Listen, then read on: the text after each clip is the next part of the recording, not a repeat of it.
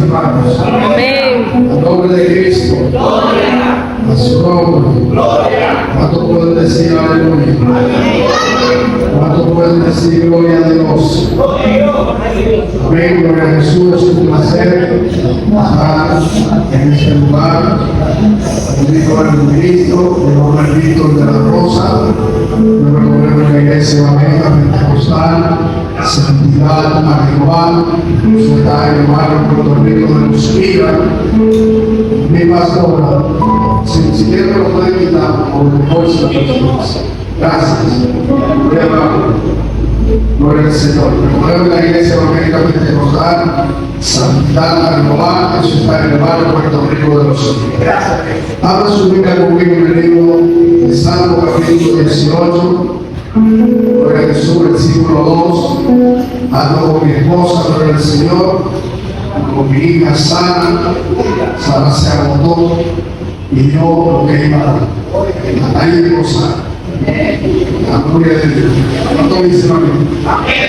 Salmo capítulo 18, versículo 2. Gloria a Jesús. A él me está dándole de todo. Démele Biblia, démele Gatorade, démele de todo. Él sabe. Él va a hacer lo mismo con otra gente. Lo mismo que está haciendo con él hoy, él lo va a hacer con otra gente. ¿Cuánto dice amén? Salmo capítulo 18, versículo 2. Vamos a leer la palabra del Señor. En el nombre del Padre, del Hijo y del Espíritu Santo. Amén. Dice así: Jehová, roca mía, castigo mío y mi libertador.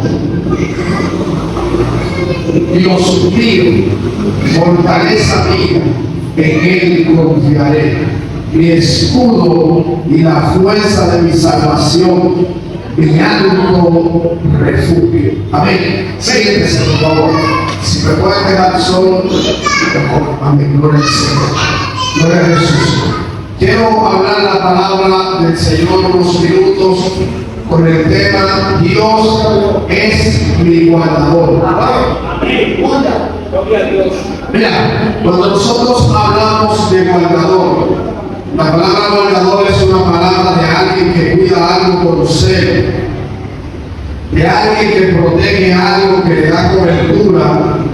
Y en el ámbito bíblico, la palabra guardador viene del significado cobertura, que se interpreta de dos maneras principales. Por un lado, la cobertura de Dios, que se refiere a su protección, y por el otro lado, la provisión y la paz que Dios da, que significa o que es la sangre de Cristo cubriéndonos a nosotros de todo pecado, guardándonos de todo mal. Mira, el Salmo capítulo 18 es un salmo, gloria al Señor, que es un cántico de acción de gracia que fue atribuido al rey David.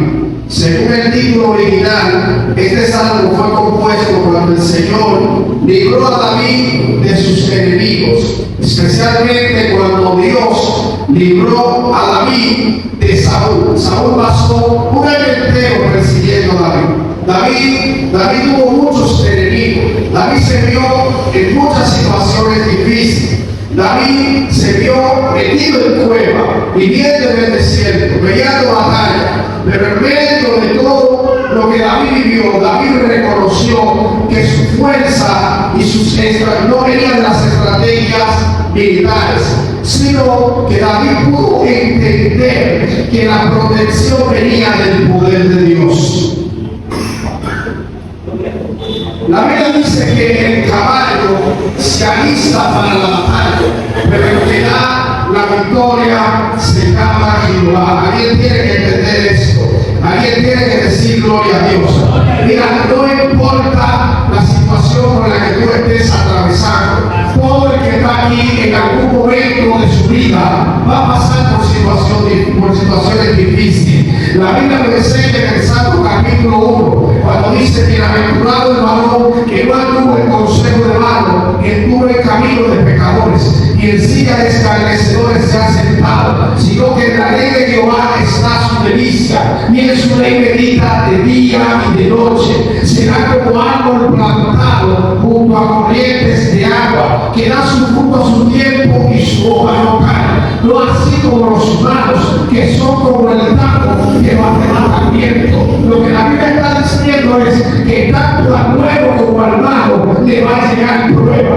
Tanto al cristiano como al no cristiano le va a llegar batalla. Ahora hay una diferencia en el que le sirve a Dios y el que no le sirve a Dios. El que le sirve a Dios, Dios lo va a plantar, Dios lo va a establecer, Dios lo va a poner en un lugar que no importa las tentaciones del año, que no importa por lo que esté pasando. Por eso es que el cristiano evangélico genuino, el que le sirve a Dios, no importa la temporada. ¿A qué quiere gritar aleluya?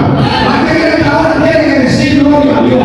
Yo me voy a hablar con gente que tiene que entender que Jehová es tu guardador. No es la hora que está cuidando. No, así no me está quedando en casa. Acude a alguien, empuje a alguien, dé la mano a alguien y dígale: Jehová es tu guardador. Vamos, dígale que está cuidando. Dios es tu guardador. Que cuando tú buscas a Dios, cuando tú le sirves a Dios, Dios tiene compromiso con lo que le sirve. Ay, Padre. La gente en la calle dice: no, yo tuve suerte. La gente en la calle dice: no, yo soy un dichoso. Mira, yo te voy a decir algo. El que ande en malo paso tarde o temprano, su pecado lo vas a alcanzar, como de Dios. ¿Sabes por qué? Porque el diablo no negocia con nadie. Ahora Dios guarda el perecer. Mira, si tú no vas a yo gloria a Dios. Yo no pensé que también vivió momentos difíciles, también vivió momentos de prueba, y en todas sus batallas Dios le dio la victoria. Usted sabe que yo voy a hacer un poco con ayuda y que me escuche el pato de aquí en la iglesia. Yo estoy un poco congelado porque yo tengo un culto que se llama Madre del Espíritu Santo. 14 años dando esos cultos. 14 años, yo duré un tiempo viendo gloria en esos cultos. Todo el que me conoce a mí me conoce por Madre del Espíritu Santo. Los predicadores que ahora ustedes conocen que Dios está usando y los adoradores que ustedes les pagan mucho fuerte para que le canten, me buscaban a mí antes que supuestamente mis amigos para que yo le diera el culto. Pero así como vi gloria, también me he visto solo para lo que vive. El martes pasado yo estaba solito cantando la bocina y mi esposa me dijo: no, mi amor, no va a llover, y cayó un aguacero cantando, y me mojé, porque a veces tú te ves en alta, pero a veces también hay momentos que ahora la gente alaba a Dios cuando las cosas están buenas, pero cuando las cosas están malas, son muy pocos adoradores de Dios.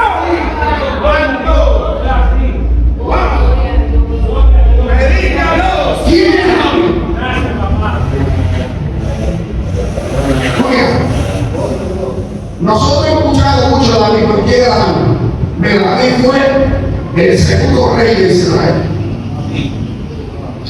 Fue una de las figuras más importantes del Antiguo Testamento.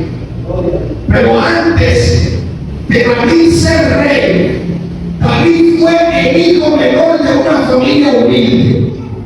David fue pastor de ovejas. David fue ungido por el profeta Samuel cuando era joven. David fue un músico talentoso, compuso salmos. David tenía 7 cualidades, ay Padre, que las 7 lo ponían en alto. David era hermoso, David tenía buen parecer, tenía presencia, David era alguien que Dios usaba. Pero lo más grande que David tenía, ¿sabe lo que era? Que Dios estaba con él. Aquí no importa lo bonito que tú seas, ni lo cuarto que tú tengas, si Dios no está contigo, hay batalla. Ahora,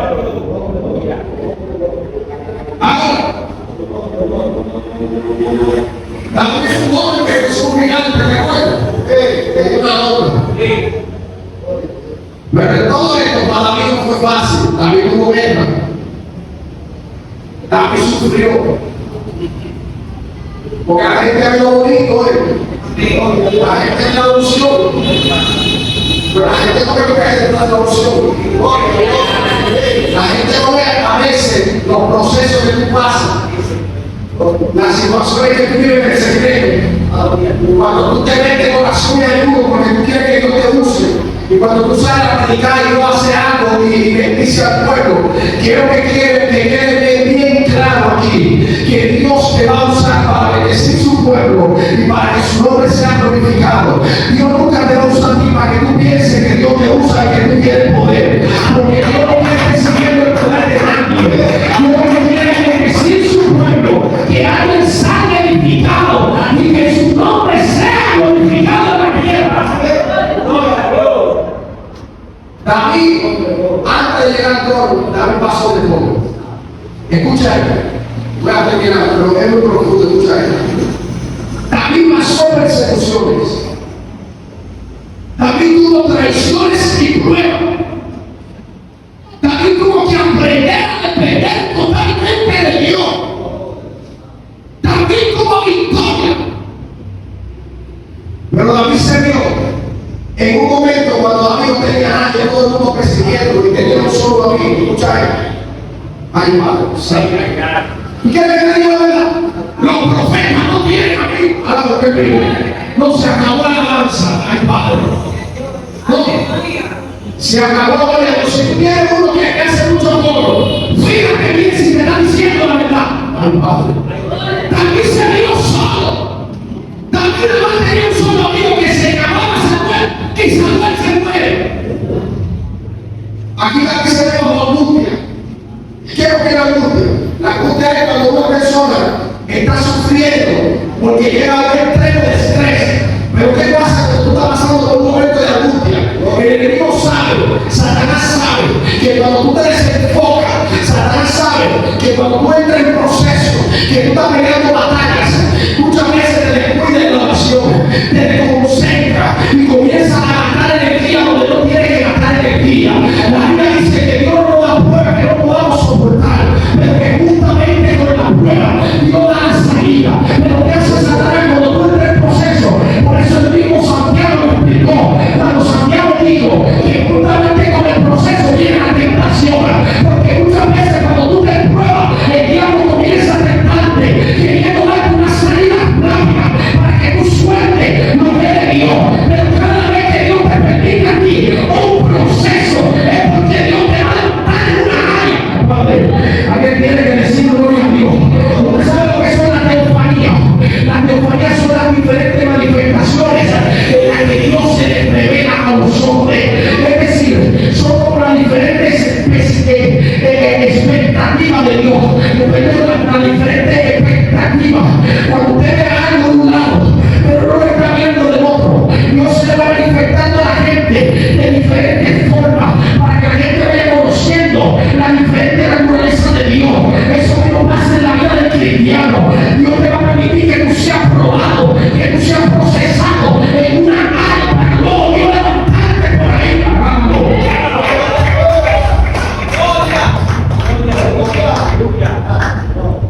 Ahora, nosotros no vamos a tener nada. ¿Tú crees que va a ser levantado? Gloria a Dios. No es fácil levantar ahora. No es fácil que un ministerio. Tú sabes la gente que el diablo usa.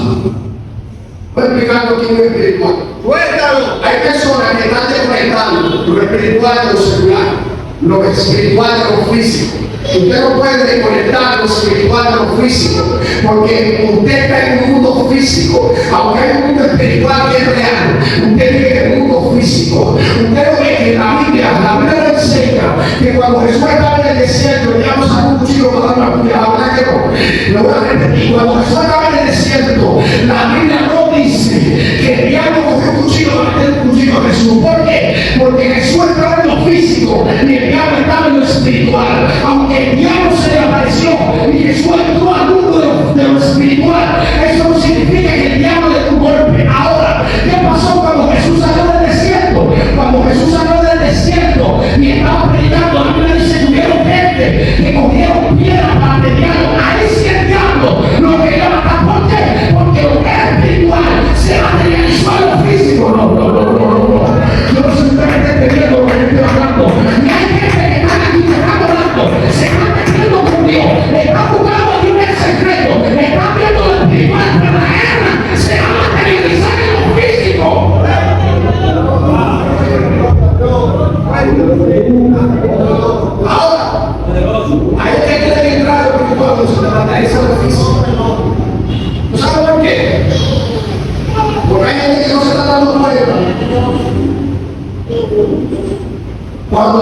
La dirección no física es espiritual. Por eso es que tú no te cansas de pelear con la mujer tuya. Se acabaron los después de la oración.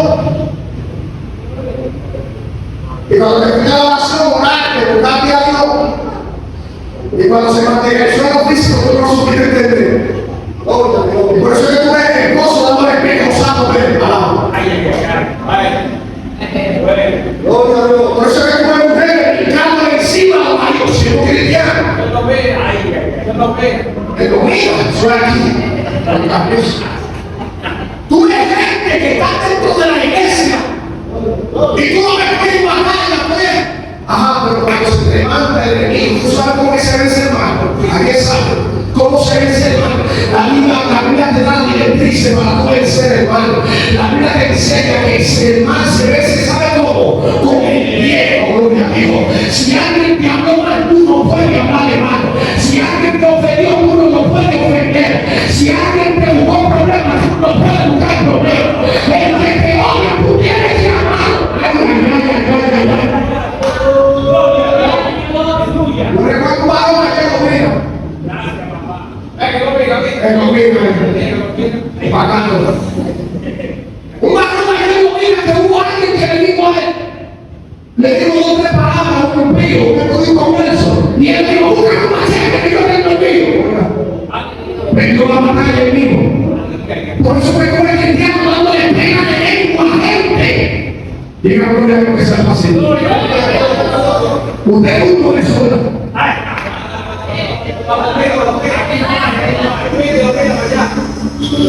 Por eso hay muchos cristianos dentro de la iglesia que van a llamar a otro y porque no lo saludó.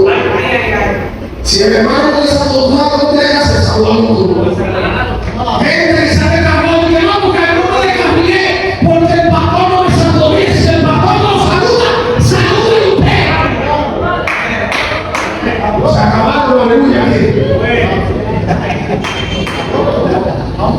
Mira, hay gente que ahora mismo dentro del pueblo de Dios están viviendo bajo una angustia, bajo una aflicción. Ahora, ¿qué pasa cuando una gente entra en angustia? Cuando una persona entra en angustia, se activa varias partes del cerebro. Primero que se activa cuando una gente entra en angustia son las amígdalas. Las amígdalas son las que encienden o las que detectan cuando hay una amenaza. Cuando las amígdalas se encienden, entonces el eje hipotálamo, hipótesis suprarrenal del cerebro libera cortisol. Y esto hace que la hormona del estrés se active. A la vez, la corteza frontal del cerebro, que es la que regula nuestras emociones y toma decisiones, se ve afectada. ¿Y qué pasa cuando la persona entra en este estado? Que la persona no entiende lo que está haciendo. Por eso que creo que hay gente dentro del pueblo que hace rato que Dios le dio la victoria y todavía ellos tienen la gente.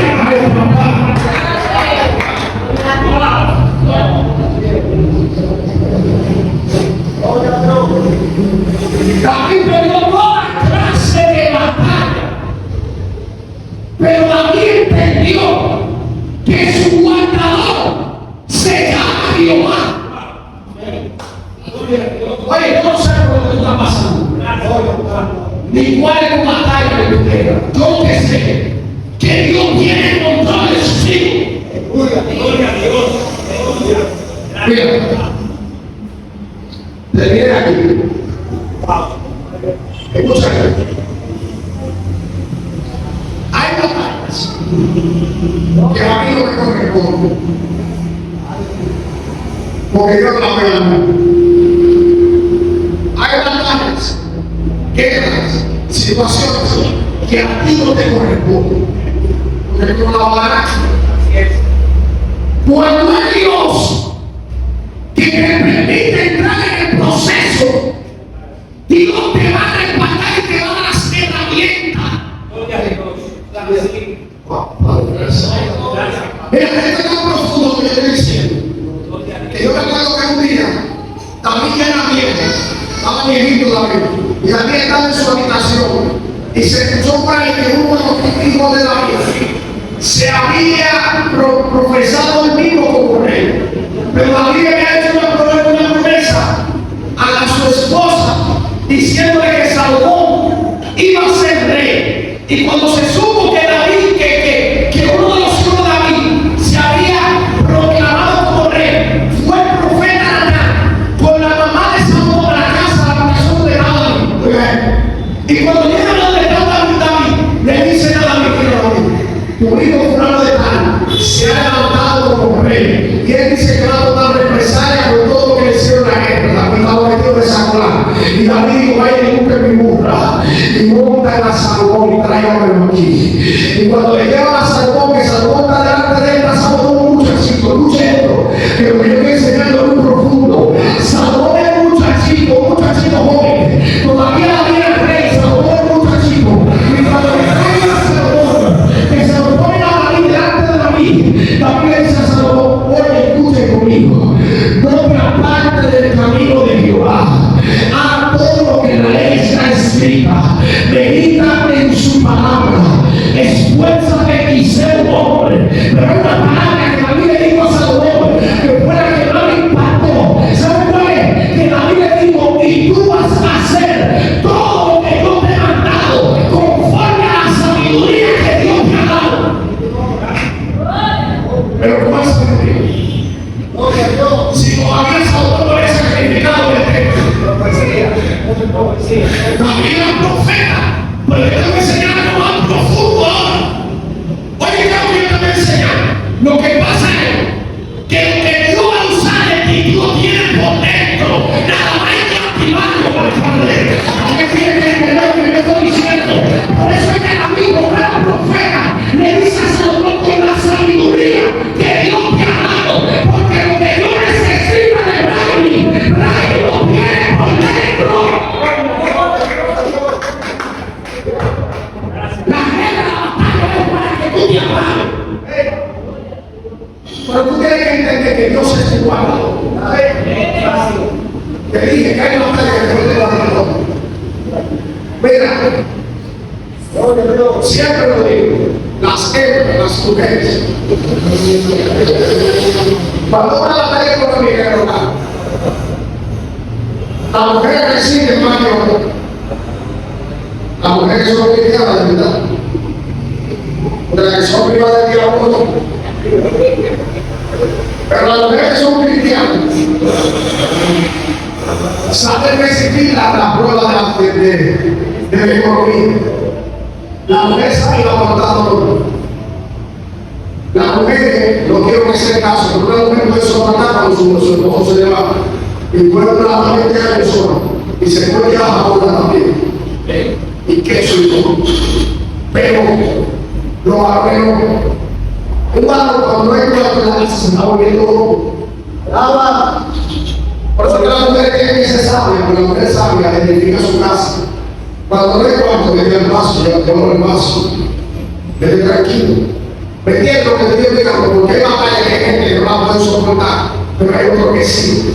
Pero tú tienes que entender que en medio de tu proceso, que en medio de tu prueba, que en medio de tu situación, Dios está en control. Que el que habita bajo el abrigo del Altísimo morará bajo la sombra del Omnipotente. ¿Sabe qué es más? Que Dios nunca ha perdido la batalla. Para amado de lo que llevo, lo voy a repetir. Dios nunca ha perdido una batalla. Entonces no pienses que la prueba tuya es la que nos vamos a usar a él. No. La prueba tuya también es la va a ganar. Por eso es que alguien aquí hoy tiene que llevarse esa palabra y saber que Dios es tu guardador. Ponte de pie, por favor. Amén. Gloria a Dios. Ahí se me da la mente. Quiero levantar el corazón por todo el que está aquí. Quiero orar por todo el pueblo. Padre, gracias por este año. Bendice al pueblo. Bendice a la iglesia. A todos los hermanos aquí presentes. Señor, llénalo de tu presencia, de tu unción, fortalece nuestra vida. Dale ánimo al que no tiene. Tu palabra dice que tú multiplicas la fuerza al que no tiene ninguno. Que los muchachos se fastidian y se cansan, los jóvenes flaquitan, pero lo que esperan tendrán nuevas fuerzas, correrán y no se cansan.